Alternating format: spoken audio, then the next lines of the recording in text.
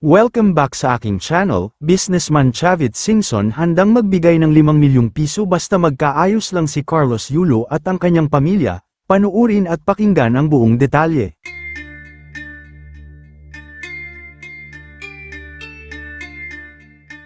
Mukhang dumadami na nga ang mga kilalang tao na gustong-gusto ng pag-ayusin si two-time gold medalist Carlos Yulo at ang kanyang pamilya.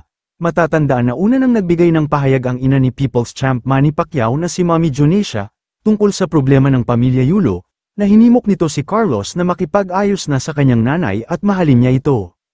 Pati ang maimpluwensyang tao at businessman na si Chavit Singson ay willing magregalo ng tumataginting na 5 milyong piso kay Carlos Yulo para lang mag-ayos sila ng kanyang pamilya.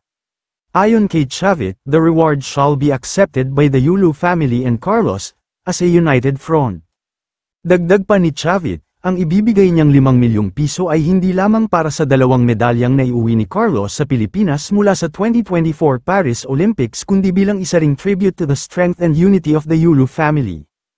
Aniya, the reward is a recognition for Yulo's exemplary performance in the Paris Olympics and more so to the unity of the Yulo family and Yulo's partner.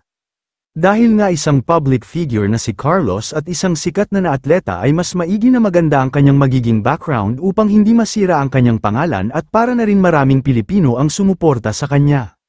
Siyempre kung magiging pangit ang imahe ni Yulo sa tao dahil sa pagiging matigas ng kanyang puso sa kanyang pamilya at basta niya nalang ipagpapalit sa party-goer niyang nobya ay tiyak marami talaga ang madidismaya at mawawala ng gana sa kanya. At baka makaapekto pa ito sa kanyang mga sponsors at mga nagbabalak na kunin siyang endorsers. Kaya naman ang mismong maimpluwensyang businessman na si Chavit Singson ang humiling at nakiusap kay Carlos na makipag-ayos na sa kanyang pamilya, dahil ika nga nila na mas masarap matamasa ang tagumpay. Kung matagumpay din ang relasyon mo sa iyong pamilya, may kasabihan nga tayo, na ang kasikatan ay lumilipas yan, pero ang pagmamahal ng pamilya lalo na ng isang ina ay kailanman ay hindi lilipas.